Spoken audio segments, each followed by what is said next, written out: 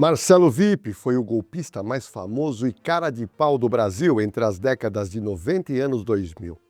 Ele era um verdadeiro camaleão 171, pois ele assumia diversas identidades falsas, inclusive de pessoas famosas. Ele gostava de estar ao lado de celebridades e sua arma para aproximação era sempre a mentira e a enganação. Marcelo Vippe era tão safado que chegou a se passar pelo empresário Henrique Constantino, um dos donos da Gol Linhas Aéreas, e com esse seu disfarce ele enganou celebridades como Amaury Júnior, Ricardo Mack, Marcos Frota e também chegou a enganar Carolina Dickmann. Qual é o segredo da Gol? Na verdade, nós não temos segredo nenhum. Nós partimos do princípio básico do nosso grupo, que é nunca estar devendo nada a ninguém. Então nós temos nossos aviões pagos, quitados e não fizemos leasing, o que prejudica a aviação. Esse golpe envolvendo a Gol inspirou um filme estrelado pelo ator Wagner Moura.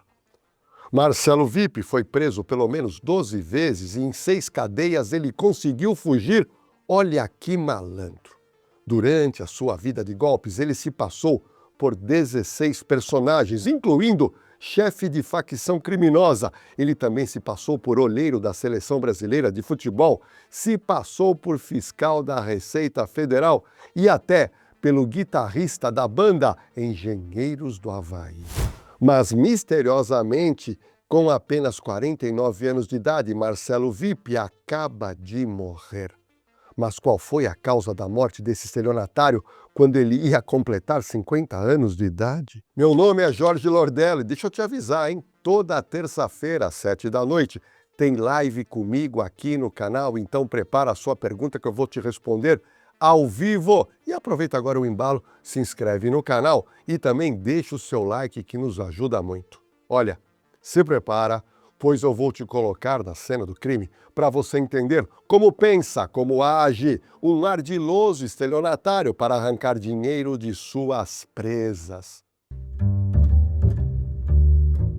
Olha, a verdade é uma só. Se você quer passar em concurso para a polícia, eu preciso te apresentar o Instituto Oliver, que é a maior escola preparatória para carreiras policiais do Brasil. Só para você ter uma noção, mais de 2.500 alunos do professor Oliver já passaram em concursos para PM, Polícia Civil, Polícia Penal, GCM em todo o Brasil. E olha, além dos cursos preparatórios para você ser polícia, o Instituto Oliver também oferece cursos superiores sequenciais, tecnólogos, bacharelados, pós-graduação, tudo legalizado, e também o EJA, para quem precisa concluir os seus estudos e prestar um concurso para a polícia. Então, olha, acesse o QR Code que está aparecendo aqui na tela, entre em contato com uma consultora do professor Oliver, você vai ter um atendimento especial porque você está vindo na cena do crime. Marcelo Nascimento da Rocha, conhecido no meio policial como Marcelo Vippe. Ele nasceu na cidade de Maringá, lá no Paraná, no dia 19 de março de 76, onde ele iniciou os seus estudos no Colégio Nossa Senhora de Fátima. Ele tinha 4 irmãos, todos honestos, somente ele se enveredou para o mundo do crime. Embora o jovem Marcelo Vippe fizesse todas as lições de casa, ele era tido entre os professores como indisciplinado e rebelde. Ele não queria saber de estudar e não chegou a se formar nem no ensino fundamental. Em 1984, com o divórcio dos seus pais, Marcelo Vippe passou a viver entre Paraná e Rondônia, para onde o seu pai havia se mudado para uma fazenda.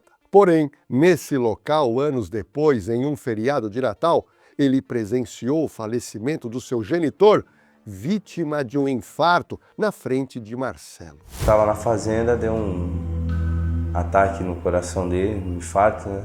Ele morreu a caminho do hospital ainda, né?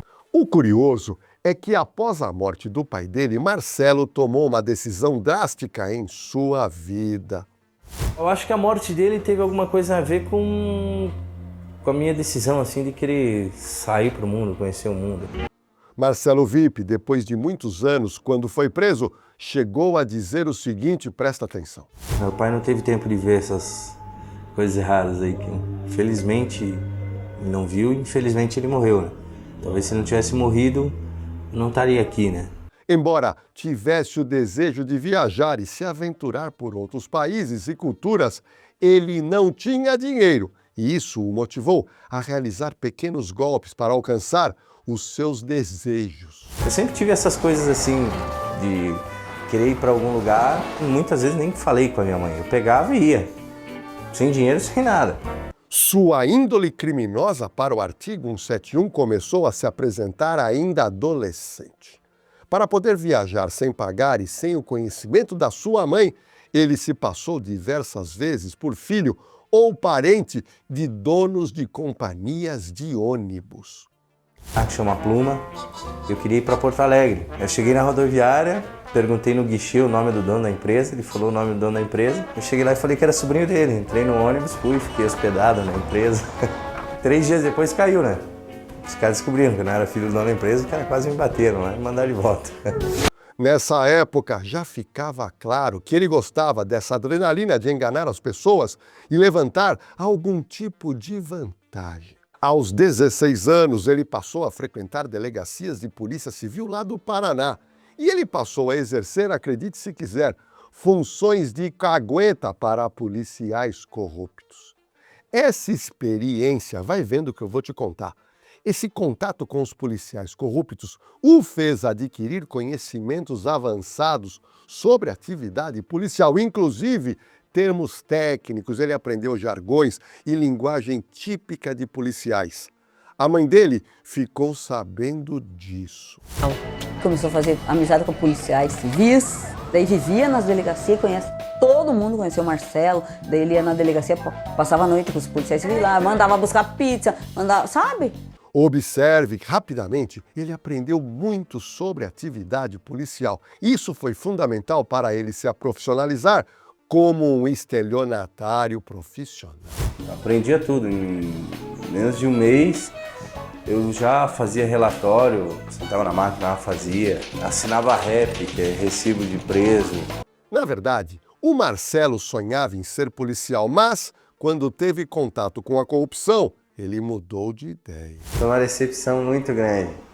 E aí eu vi que os caras não tinham ideal assim, né? Minha equipe de produção descobriu para que ele pudesse se hospedar alguns dias na praia, lá em Balneário de Ipanema, na cidade de Pontal do Paraná, Marcelo se passou por um policial civil designado para uma prévia de levantamento de uma operação praia. Olha a cara de pau. A verdade é que eu queria ir pra praia e não tinha lugar pra ficar na praia, né? Eu falei, pô, vou ficar na delegacia. Aí o policial que trabalhava lá era um policial calça curta, né? Ele que não é policial de fato. Marcelo assumiu a identidade de um policial do Grupo Tigre, que é um grupo de operações especiais táticas da Polícia Civil lá do Paraná, é um grupo muito famoso. Gente, acredite se quiser, durante dias ele ficou hospedado, circulando pela cidade como uma viatura da Polícia Civil, chegando a dar até abordagens e prisões, além de promover churrascos e confraternizações entre os policiais, até a polícia ele enganou. Ou seja, mesmo sendo jovem, ele ludibriou policiais e a gerência também de um hotel de bom padrão. E existe um grupo de elite da Polícia Civil no Paraná, respeitado até esse grupo, que chama Grupo Tigre. Eu sabendo que esses policiais são encapuzados e que ninguém conhece a identidade deles, eu fui até a delegacia de Ipanema. E falei, olha, sou policial do Grupo Tigre, vou ficar na Operação Praia, só que eu vim antes, fazer um levantamento aí de como é que tá as coisas, tá? Porém, vai vendo, Marcelo VIP teve o azar de ser descoberto por um integrante verdadeiro do Grupo Tigre, que conhecia o verdadeiro policial de quem Marcelo estava assumindo a identidade. Olha o azar que ele deu. Dizem que o verdadeiro policial, de nome Malucelli, foi pessoalmente levar Marcelo VIP sob custódia, aterrorizando ele com roletas russas no caminho para a delegacia da capital. Saiba que nessa detenção, Marcelo ainda era menor de idade. É nítido que o adolescente gostava de aventuras e correr riscos, sendo certo que ele não se importava em ser detido, pois ele sabia que seria liberado rapidamente, em razão de ser menor de idade. E aí fiquei na praia lá com a viatura, dava um rolê de viatura assim pra baixo. Até prisões ele efetuou. Ele chegou a efetuar algumas prisões. Até na reportagem da época saiu alguns relatos dele, né? Que ele fez abordagens, prendeu traficantes. Fiz uma prisão, prendi 1 quilo de maconha. Você que me assiste agora tem que entender que todo estelionatário tem sangue frio para enganar as pessoas. E veja que Marcelo Vippe conseguiu ludibriar até policiais civis trabalhando. Não existia o medo, porque o nome do policial que ele usou é um nome muito forte. E ele sabia disso. Mas todo mundo sabe que mentira sempre tem perna curta. Um dia a casa cai. E como cai? Tinha uma delegacia em Pontal do Sul que teve um homicídio e um policial de lá, que era um policial de carreira, estava precisando de apoio.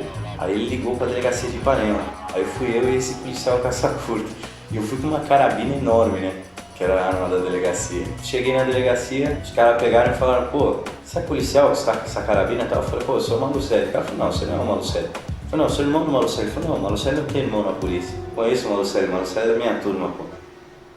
Aí já caiu a farsa ali, ele já tomou a carabina da minha mão. Mas chegou o momento que ele atingiu a maioridade penal. Aí ele completou 18 anos de idade. Ele entrou no Exército Brasileiro com mentiras. Olha que coisa, ele entra para o Exército e começa a contar mentiras para ter privilégios, pois ele não gostava de atividades físicas, pois ele sempre foi meio corpulento. O comandante da companhia onde eu ia servir, que chamava Tenente Henrique. E aí eu liguei pro QG e descobri o nome de um Major Ariel. Aí liguei para esse Tenente Henrique e falei: Henrique, Major Ariel, tá? Ô Major, tudo bem? Então, mas nem nunca se conheciam. Ó, cara, tem um cara aí, o Marcelo da Rocha, esse cara tem que servir porque ele é atleta e é campeão brasileiro de jiu-jitsu. Tem que deixar esse cara no exército. Só que ele deve estar machucado aí, que ele treina e tal. Eu falei: não, o senhor pode ficar despreocupado. Aí eu peguei e fui pro quartel, né? Cheguei no quartel: ó, você pode ficar com o pé pra cima ali, você não vai fazer nada. Não vai se machucar, que a gente sabe que você tem um campeonato pela frente, você vai representar o exército, né? Aí todos meus companheiros carregando uns armarião pesado, e eu com o pé pra cima lá, pra porra, não dá pra me ajudar vocês. Marcelo não parou por aí não, pois ele gostava mesmo de ganhar dinheiro de forma ilícita. Só para que você que me assiste ter uma noção, ele teve a coragem de realizar golpes no batalhão em que ele servia, ao vender clandestinamente motos de propriedade. Você não vai acreditar, ele vendia motos de propriedade da própria polícia do Exército. Conheci um pessoal através do meu cunhado, pessoal que tinha moto Harley Davidson, gostava de Harley Davidson. E a PE, Polícia do Exército, tem Harley Davidson. O cara fala: pô, não sabe quando que vai ter um leilão no Exército e tal? Eu falei: puta, não sei. Pô, a gente sempre compra a moto Harley Davidson do Exército, ó. Me deram a ideia. Aí eu fui no QG, que é o quartel-general do Exército aqui, e liguei para um pessoal de Harley Davidson de Santa Catarina e falei: ó, sou oficial do Exército, tô ligando para vocês que vai ter umas motos aqui que vão para leilão, e eu tô ligando para vocês antes para saber se vocês não querem comprar. Os caras falaram: não, pô, nós estamos indo para aí. Fui no QG com eles, entrei lá com um argumento, falei: ó, levar esse pessoal aqui para ver as motos lá. Fui fardado como oficial, o cara da guarda falou: ah, não, pode ir lá, tenente. Fui com eles, entrei no galpão onde estavam as motos Harley, falei: ó, que vai vender essas duas aqui. Acabei vendendo 2 Harley Davidson pros caras, e os caras no outro dia chegaram lá para buscar a Harley Davidson e acabaram, os caras da guarda falaram: aqui Harley Davidson você veio buscar? Não, comprei no leilão aí, vim ontem com o cara aí. Eu falei: não, aqui não tem Harley Davidson nenhuma venda não. Depois que ele saiu do Exército com a ficha bem suja, chegou também a se passar diversas vezes por repórter de emissoras de televisão e também por DJ famoso. E com isso, ele viajava por todo o estado, além de dar entrevistas em emissoras de televisão. Em 1995, enquanto ele trabalhava como motorista de uma van que conduzia artistas entre o hotel e um festival de música na cidade de Curitiba, vai vendo, ele conheceu os músicos do Engenheiros do Havaí. Com essa lábia infernal, ele passou a levar os músicos para as casas noturnas da cidade lá do Paraná e, tendo inclusive cantado com eles em uma apresentação no Bar Toscana lá na cidade. E após esse episódio, ele chegou a assumir a identidade do então guitarrista da banda, chamado Ricardo Horn. E fui lá e cantei com eles. Tiraram um monte de foto lá, com engenheiros da Bahia. Uma coisa que não é normal acontecer na vida de alguém, né? Marcelo Vip se chegou a passar também por repórter da MTV. Entrevistei o Luiz Henrique da Silveira e o Carlinhos Jesus. Além disso, ele se passou por olheiro do técnico da seleção brasileira, Carlos Alberto Parreira, lá no Paraná, no ano anterior à Copa do Mundo de 1994. E ele foi para Londrina e se passou por olheiro da seleção brasileira. Ele disse que era olheiro do Parreira. Aí o prefeito de Cascavel estava no hotel. Ele falou, não, tá tendo jogos abertos em Cascavel. Você tem que ir para lá, tal. Você vê lá, tem um monte de atleta lá. Quando eu cheguei lá, foi uma festa, né? Levaram, me apresentaram, tava dando autógrafo lá com o olheiro da seleção. E a prefeitura bancando tudo, né? Olha, esses disfarces rendiam todo tipo de prestígio e benefícios ao impostor, como em ganhar espaços VIPs em festas e também ele ganhava gratuidade em hospedagem, alimentação, transporte, entre outras vantagens indevidas. Na capital paranaense, Curitiba, ele morava com a família próximo ao aeroclube do aeroporto Bacaxere. E lá ele passou, olha que curioso, ele passou a frequentar esse aeroporto de forma assídua, participando de diversos voos de instrução. Ele passou a se interessar por aviação. Por que será? Vou te contar daqui a pouco. Sempre fui meio rato de aeroclube, assim. Então eu conhecia todo mundo. Desde os 14 anos, por aí, eu sempre voava junto com os caras lá. Com o passar do tempo, ele adquiriu conhecimento de aviação e também de pilotagem, mas você não vai acreditar qual era o seu objetivo criminoso. A mãe dele falou sobre essa fase do filho Marcelo no aeroclube, perto da moradia lá da família. Ele ia, porque eu morei ali na Vila dos Sargentos, do lado do aeroclube. Então, de certo, ele ia lá e com a lábia que ele tinha, ele andava de avião, de helicóptero. Tinha a Escola Paranaense de Aviação, do Luigi. E aí o Luigi ia dar voo de instrução, eu ia junto também. E deixou vocês só porque eram amigos? Porque eu era chato. Eu era chato, eu perturbava. Tanto que meu apelido era Rayovac, né? Não acabava a pilha. Então, louco pra ir voar. Mas a vida dele, na verdade, foi de trambicagem. Ah, você quer ver umas carteiras falsas? Quer? Vou te mostrar a minha carteira para não pagar passagem de avião. Vou mostrar aqui. Caio Roberto, inspetor de voo. Você está voando com essa agora? Não, essa aqui é uma carteira do DAC. Departamento de Aviação Civil, é idêntica. Aqui os checadores de voo usam. E onde você arrumou essa aí? Ah, segredo, né? Se contar, todo mundo vai fazer. Tem a outra aqui, de comandante. Que é essa. Ups. Aerojet, qual que é o nome? Caio Roberto também? Caio Roberto o quê? Caio Roberto de Paula Cortez. Marcelo Vip gostava de aviões e assim ele resolveu realizar um curso de piloto privado e de piloto comercial. E aí, é claro, ele adquiriu isso de maneira legalizada, o seu brevet, que foi financiado, sabe por quem? Por traficantes de drogas da região. E, em troca, requisitaram os seus serviços para o contrabando entre o Brasil e o Paraguai. Aí eu conheci um pessoal, que eu não vou citar o nome aqui, e esse pessoal se propôs a pagar esse curso de aviação, nem pagar, me levar para fazer a prova, e desde que eu voasse para eles um tempo, de graça e sem fazer muita pergunta, né? Por vários anos ele realizou o transporte de armas, entorpecentes, bebidas falsificadas, cigarros e produtos de contrabando em geral entre aeroportos da fronteira do Paraná e o país Paraguai. Pista que ficava no quilômetro 5, dentro do Paraguai, e em Foz do Iguaçu, no aeroporto do Jair. Aí vinha de tudo, arma, uísque, equipamento eletrônico. Um estágio, né, que você faz no contrabando, assim, para droga. A questão é você receber a proposta, né? Todo homem tem seu preço, né? Bom, Na década de 90, ainda na atividade do narcotráfico, ele chegou a enganar uma patrulha do DEA lá na Colômbia, órgão que é o órgão norte-americano especializado no controle de combate ao tráfico de drogas.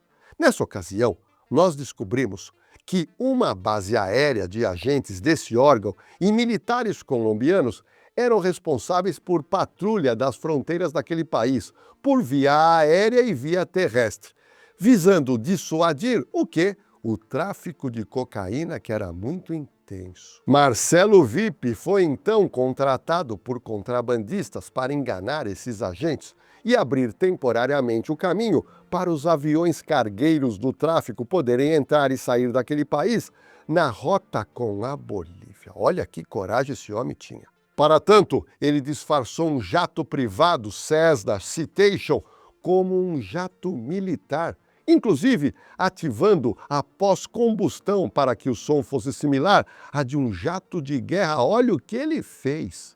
Em seguida, ele realizou voos rasantes sobre a base aérea do DEA, lá na Colômbia, fazendo-os pensar que o cartel do tráfico colombiano havia adquirido jatos de combate para fazer frente aos órgãos de combate ao narcotráfico.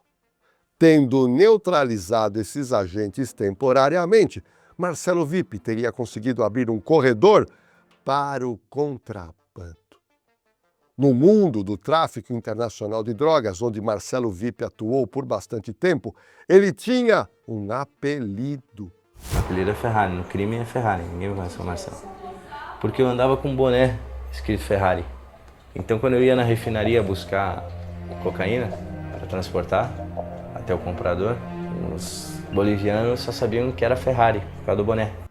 Mas veja que Marcelo VIP sempre foi bastante corajoso e destemido no mundo do crime. Eu atravessei a fronteira seca e quando eu fiz uma curva perto também de Salto Guairá, aí a GOF me abordou.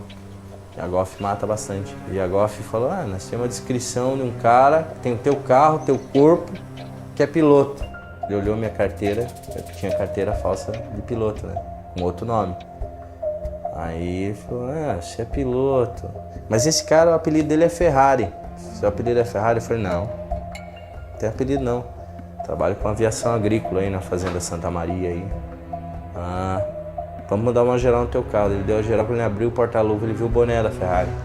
Que engraçado esse boné da Ferrari aqui. Aí ele me levou para um ato, aquele dia eu tinha certeza que ia morrer. Aí eu comecei a conversar com ele, falei, pô, eu sou Ferrari. Pô, vai me matar por quê? Tem cara de ladrão, viu? Não, a gente já matou inocente também. Eu falei, não, pelo amor de Deus, cara. Falou, tem 3 filhos para criar aí. Aí eu comecei a chorar. Meu, que isso, cara? Se eu me matar, você tá doido?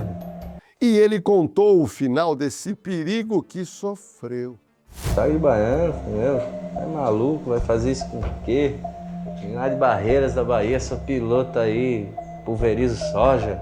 Aí ele pegou e encostou o revólver, a pistola aqui na minha cabeça, aqui assim, mandou eu deitar no chão. Ele deu 2 tiros lá, né? Pum, pum, passou do lado assim. Aí ele encostou a pistola, falou, cara, se for mentira tua, eu vou te matar um dia. Você não vai morrer agora não. Contudo, esse e outros golpes sobre agentes de combate ao narcotráfico o fez ser visado e, por vezes, quase chegou a ser preso ou mesmo morto em operações da polícia do Mato Grosso do Sul. Mas ele conseguiu escapar. A verdade é que nada intimidava Marcelo VIP, que sempre gostou de toda essa adrenalina que a prática criminosa produz. Mas você não vai acreditar o que ele aprontou no carnaval fora de época de Recife, chamado de Recifolia, lá em 2001. Durante uma festa de alto padrão, ele assumiu a identidade de Henrique Constantino, filho do proprietário da Gol Linhas Aéreas. A Gol era uma das principais patrocinadoras desse evento, que contava com a participação de diversas celebridades, entre eles os atores Ricardo Mack, Marcos Frota, Maria Paula, Carolina Dickmann, Joana Prado e o apresentador Amaury Júnior. Parabéns, Henrique. Leve o nosso abraço ao Constantino e a toda a diretoria da Gol. Levarei e é um prazer estar com você e sempre que precisar pode contar com a gente. Foi Gol, show de bola em aviação. Só para você ter uma noção, o cara de pau chegou de helicóptero e acompanhado de 2 seguranças, conseguindo enganar o empresário Edson Sá, que era o dono do camarote Flyhorse, que lhe deu, é claro, passe VIP para o seu espaço naquele evento, pois ele se passava pelo filho do dono da Gol Companhias Aéreas. E aí, chegou esse cara com 2 seguranças, falando que era o Henrique Constantino. Eu liguei para a secretária do Júnior, aí eu disse, ó, tem um cara aqui, eu tô sendo patrocinado pela Gol aqui no Recife Folia, e tem um cara dizendo que é o Henrique Constantino. Eu não conheço o Henrique Constantino, só conheço o Joaquim e o Júnior. Existe o Henrique Constantino? Ela fez, existe, é o irmão deles. Eu disse, bom, mas ele tem um cara aqui chamado Henrique Constantino, chegou com 2 seguranças, e eu queria me informar se é ele. Ela fez, olha, ele estava aí, eu não sei se ele ainda está. Eu disse, então você procura ver se ele está, ou se é ele que está aqui, querendo ir para a festa, porque eu vou entregar uma camisa para ele, eu quero saber quem é essa pessoa que está entrando no camarote. Nesse camarote, ele também fez amizade com o ator Ricardo Mack, que o apresentou a outras celebridades e o acompanhou durante boa parte do evento, ou seja, ele foi se enturmando com todo mundo que era famoso. E veio um cara, me abordou, o cara estava com um copo de uísque na mão, cigarro na outra mão, e seguranças e uma secretária do lado. Passou o cigarro para cá, bateu nas minhas costas. Ouvi falar muito bem de você. A minha assessoria estava atrás de você, mas não encontraram. Eu queria contratá-lo para uma... Não sei se ele falou para uma campanha, eu não lembro direito. Aí eu, pô, tudo bom? Ele falou, me deu o cartão. Henrique Constantino, Gol, linhas aéreas. Eu falei, pô, que bom, né? E um cara bacana, simples, está aqui e tal, tá querendo entrar nesse meio. O impostor chegou a dar várias entrevistas ao vivo e gravadas em rede nacional para o programa do Amaury Júnior. E ele assumiu que é a identidade do Henrique Constantino. E falando com muita propriedade sobre a companhia aérea e suas operações, porque ele era piloto comercial, entendia bem desse negócio. Mostrando uma grande simpatia por mim, dizendo que o pai dele, Constantino, queria inclusive marcar um almoço comigo na semana subsequente em São Paulo, porque tinha os maiores interesses em patrocinar o meu programa. Aí ligou pro pai dele, pai, vamos almoçar com a Amaury quinta-feira onde foi? Aqui no Fazano. Tá marcado, Amaury? Você pode? Quinta-feira o quê? 1h30 da tarde? 1h30. Dá um beijo, tá tudo bem, vai indo bem, tá correndo bem. Ainda ele ficava falando com ninguém, ele estava falando. Ele era um ator também, pô. Nesse evento que eu te falei lá no Recife Folia 2001, o Marcelo VIP também teria se relacionado com algumas atrizes famosas, ele era malandro. Após o evento, ele alugou um jato da empresa líder e voou para o Rio de Janeiro para se reunir com um grupo de celebridades, as quais tinham ganhado a amizade lá no Recife Folia dias antes com ele na festa. Porém, no controle da Polícia Federal do Aeroporto Santos Dumont, ele chamou a atenção dos policiais e sabe o que aconteceu? Ele entrou em cana. Acabaram vendo depois, né? Acabaram vendo, depois fui preso. Aí, mas daí já não teve a mesma graça, né? Em depoimento na Justiça Federal, o juiz e o promotor que atuaram no caso não esconderam o espanto, bem como as suas risadas ao tomar conhecimento dos pormenores dos trambiques dele. Em 2003, enquanto ele cumpria a pena em Bangu, lá no Rio de Janeiro, pelos crimes que ele foi condenado, e durante uma rebelião dos presos que aconteceu, você não vai acreditar que eu vou te contar, ele apareceu em rede nacional nos principais telejornais do Brasil, entre eles o Jornal Nacional da Rede Globo. E sabe o que aconteceu? Ele se passou, na verdade, ele assumiu a identidade de um preso famoso chamado Juliano, que seria líder da rebelião, representando os presos do PCC e também do Comando Vermelho. Colocar as pessoas no regime adequado. Se o juiz, se a sentença condenatória designa um regime, esse regime tem que ser cumprido e se não for ele fechado, a pessoa tem que seguir a destino. A segunda reivindicação nossa é em questão da alimentação. As empresas têm contratos milionários com o governo para fornecer comida para os presos. Isso não vem sendo cumprido de forma adequada. Estão fornecendo uma alimentação que não é azeda, estragada, com bicho.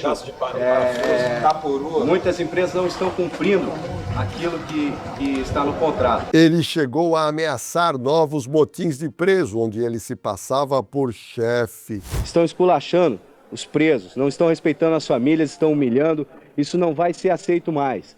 O que houver de represália contra nós agora, a nossa forma de resposta vai ser essa. Na ocasião, ele assumiu brevemente a liderança da rebelião, fazendo exigências e ameaças às autoridades durante a entrevista. E com isso, ele conseguiu negociar uma rendição pacífica dos presos. Olha a habilidade desse estelionatário. Tempos depois, ele veio a participar de um plano de fuga bem-sucedido daquela prisão, mas pouco tempo depois também foi novamente preso, dessa vez lá no estado do Paraná. Em 2005 foi publicado o livro Vips, Histórias Reais de um Mentiroso, e quem escreveu foi a jornalista Mariana Caltabiano, que narra o início da trajetória de Marcelo Vipp e as suas principais histórias do narcotráfico e também dos seus golpes mirabolantes. Durante as negociações desse livro, realizadas enquanto ele cumpria a pena no centro de triagem prisional lá em Curitiba, Marcelo Vipp conseguiu enganar a jornalista na negociação da participação dos royalties do livro, quando, após prévios contatos para o acordo, ele alegou que já não estava mais interessado na proposta da jornalista, pois ele teria recebido uma proposta mais generosa dos irmãos Roberto e Reginaldo Farias. Tudo mentira. A ansiedade em fechar o acordo, bem como a história aparentemente factível, fez com que a jornalista se precipitasse e fizesse uma contraproposta generosa de modo a não perder o direito de escrever o livro, o que fez ceder 50% da participação do lucro na venda dos livros. Posteriormente, durante as entrevistas para o livro, quando a jornalista Maria Caltabiano perguntou, abre aspas, como você fez para enganar as pessoas? Qual é o truque? Marcelo Vipp respondeu, abre aspas, da mesma forma que te convenci hoje. Não te convenci hoje? Então, da mesma forma. O lançamento do livro foi um sucesso, sendo que mais de 50 mil cópias foram vendidas rapidamente. Depois de ganhar a liberdade, ele voltou a cometer crimes em 2009. Marcelo Vipp foi novamente detido por estelionatário e falsidade ideológica e passou agora a cumprir pena em Cuiabá, no Mato Grosso. Ao longo de sua vida, Marcelo Vipp foi preso 12 vezes e tentou fugir 9 vezes. A gente fez, aqui no Na Cena do Crime, a minha produção, um levantamento das penas somadas em todas as suas condenações e chegou a 33 anos de prisão. As suas histórias também inspiraram o filme Vips, lançado em 2011, que foi dirigido por Tonico Melo e cujo papel de Marcelo foi interpretado pelo ator Wagner Moura. Eu não penso num filme onde eu seria um bandido mocinho. Não. Tenho a plena convicção de que eu sou criminoso. Eu tenho que pagar um dia por tudo isso que eu fiz. Eu vou pagar na prestação. Eu não imagino um filme em que o bandido se dê bem.